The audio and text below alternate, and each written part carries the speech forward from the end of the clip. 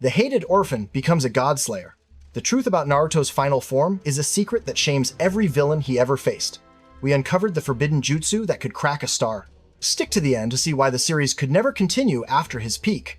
Naruto Uzumaki's story begins as the tragic tale of a boy shunned by an entire village that feared the colossal beast sealed within him, yet the very thing used to isolate him becomes the catalyst that propels him far beyond the realm of ordinary shinobi and into the domain of gods, dimensions, and cosmic entities. His early life is defined by loneliness and rejection, but beneath that pain is an indomitable will that refuses to be extinguished, a stubborn flame that grows brighter as he faces trials that escalate from street-level conflict to battles that threaten the stability of continents, planets, and reality itself.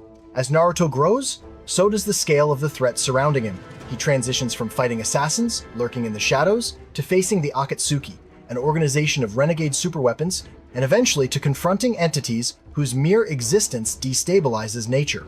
Even among these early foes, Naruto's rise is staggering. Pain, a man who conjures pseudo-gravitational singularities like Chibaku Tensei capable of consuming entire countries, once stood as an insurmountable barrier, but Naruto evolves until such feats become stepping stones on his path to greatness. His evolution into KCM2 Sage Mode marks a synthesis of two contradictory forces, natural energy absorbed through absolute stillness and the violent, volcanic chakra of Kurama, creating a fusion that elevates him to the level of monsters like Obito, who manipulates dimensions, wields Ten Tails power, and endures Baiju-level detonations strong enough to destroy continents. Naruto then reaches the era of Madara Uchiha, whose sheer presence is akin to a natural disaster. He summons country, crushing meteors, annihilates the 5 Kage without effort, and after merging with the Ten Tails becomes a pseudo-divine being capable of relativistic flight, and preparing the infinite Tsukuyomi, a world-enslaving genjutsu cast across the moon itself. But even Madara is merely a precursor to the true architect of chakra, Kaguya Tsutsuki, an alien goddess whose lineage predates humanity, who consumed the Divine Tree's fruit long before the shinobi world existed, becoming the first wielder of chakra and gaining mastery over all elemental natures, gravitational manipulation, interdimensional traversal, and reality-warping power. She can tear apart Madara's Ten Tails' enhanced body with ease, shape pocket universes that contain star-like celestial bodies, and create an expansive truth-seeking ball capable of erasing entire dimensions and reducing the world to absolute void. Yet Naruto rises again after receiving Hagoromo's 6 Paths power, entering a state of consciousness so profound that he perceives the essence of all things.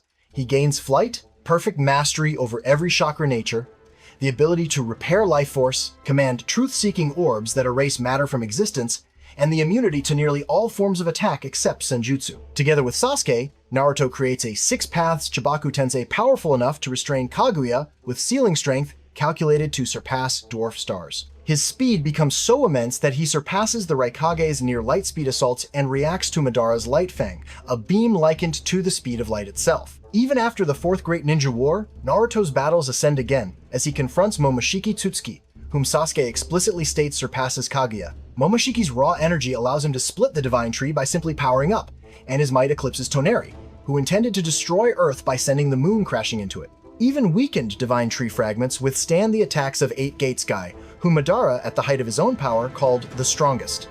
Yet Naruto, even reduced to half his chakra, competes with gods like Momoshiki, proving he has surpassed Hagoromo, the man who once shaped the moon itself. Then come Jigen and Ishiki, being so far above conventional shinobi that even Naruto and Sasuke, at their combined peak, are overwhelmed.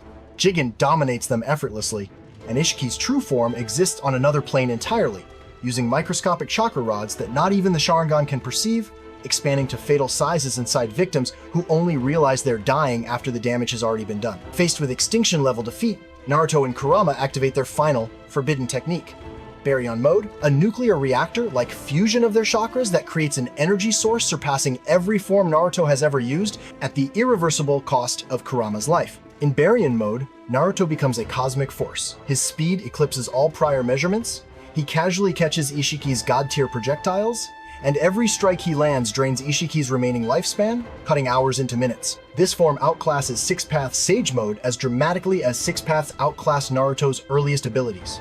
Even without Baryon Mode, Naruto's arsenal is overwhelming.